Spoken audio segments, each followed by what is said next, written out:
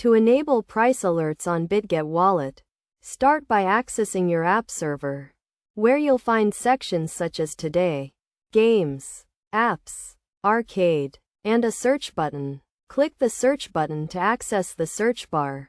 Then type in Bitget. The first option should be Bitget by Bitcoin in crypto, followed by Bitget Wallet or XBitKeep. Locate the installed app and sign in using your email and password, which can be found in the top left corner. After verifying your account, you should have access to additional sections. Clicking on More Services may not yield the desired result, and checking the settings may not provide information on price alerts either. You can also try accessing the wallet, editing settings, or checking notifications, but the price alert option may not be immediately apparent. It's worth noting that the option to edit and manage notifications can be found in the wallet section, but it may not provide clear information on setting up price alerts.